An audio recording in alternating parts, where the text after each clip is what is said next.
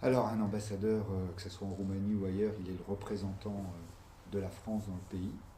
Il y a deux fonctions qui sont prévues dans la Constitution française, deux types de personnel. C'est le préfet et l'ambassadeur. J'ai la chance d'être les deux. Le préfet, il représente l'État dans ce département, donc à l'intérieur de la France, et puis l'ambassadeur, il représente la France, c'est-à-dire le gouvernement, le président.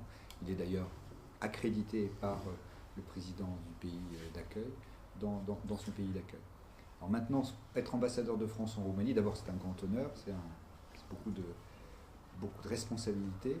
Moi j'y suis resté pendant près de 2 ans et demi, à une période où les relations franco-roumaines étaient très affectées par la question des Roms, parce que tu le sais peut-être, il y a beaucoup de Roms en France, et cette question des Roms était devenue, on dit en langage du Quai d'Orsay, c'était devenu, au Conseil général, un irritant entre les deux pays, c'est-à-dire on ne pouvait pas se parler parce que c'était toujours ce sujet-là qui revenait devant. Et donc moi, pendant 2 ans et demi, j'ai essayé de trouver d'autres sujets que ce sujet des Roms, même s'il a fallu s'en occuper, parce que c'était assez compliqué.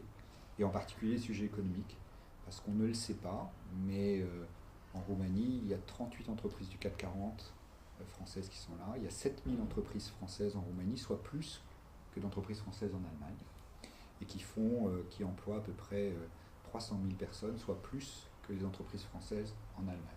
Donc voilà, les relations sont très fortes entre les deux pays, économiquement, mais elles sont aussi très fortes, et je finirai par là, historiquement, parce que la Roumanie, c'est un îlot de latinité en Europe centrale et orientale.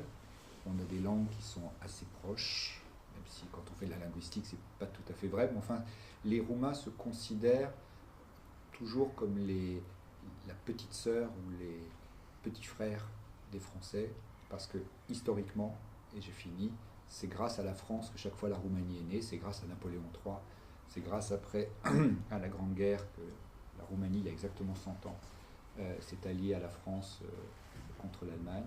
Et puis c'est grâce à la France, et là vraiment c'est très récent, que la Roumanie est rentrée dans l'Union Européenne.